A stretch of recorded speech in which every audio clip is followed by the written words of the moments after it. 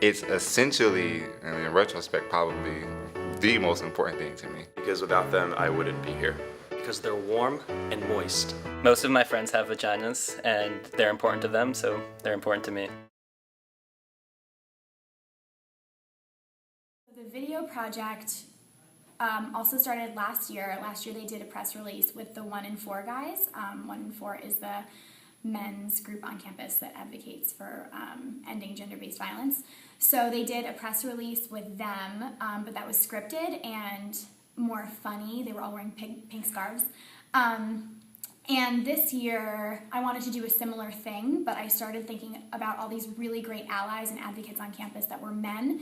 And a lot of my friends who had just finished a green dot training or had heard that I was producing the Vagina Monologues were asking, what can I do to get involved? I know I can't be in the show, but will you need help, with tables and chairs and tabling on the day of the show? I was almost frustrated with my lack of answer for them to be like, yeah, great, this is where I need you. I need you to be here and do this, to kind of channel their energy into talking about these things and standing up for these issues.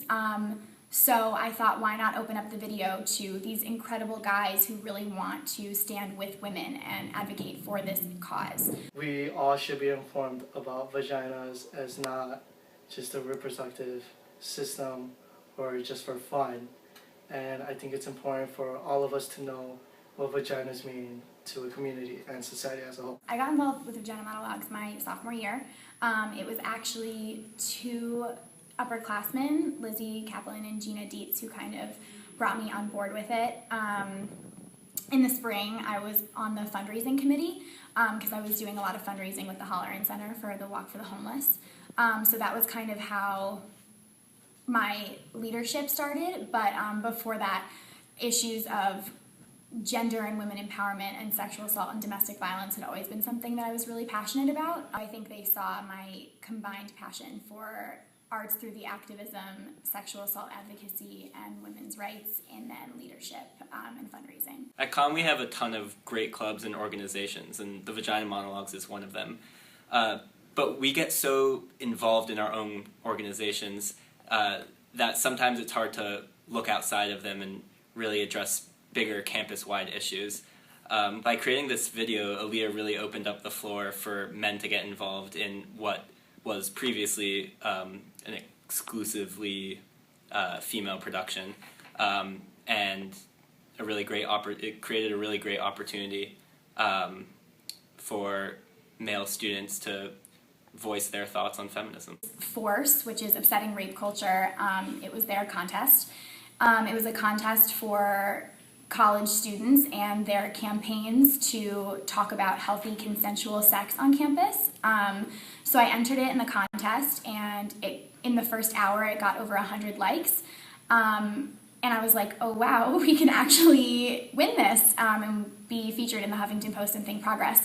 So I started posting it, and 3 hours later there were like 65 shares. And then I started reaching out to people to like and share the post, and by 9 o'clock we had over 750 likes. We didn't come in first, UCLA won, but they decided to feature us anyway because they liked the campaign so much, and I think they featured the top 5 campaigns, which was really cool. Being a man in a society where we still objectify and don't give equal access and opportunities to women, it was a little bit uncomfortable for me, being in a privileged position, to sort of talk about why I perceive women to be important. But at the same time, that's what made it important, because it's up to us. It's being that I am in this place of privilege, it's imperative for me to talk about why I think this system is unfair and why I think they deserve the equal treatment that I'm entitled to as well. Vagina Monologues is in the spring. It's February 20th to the 22nd this year,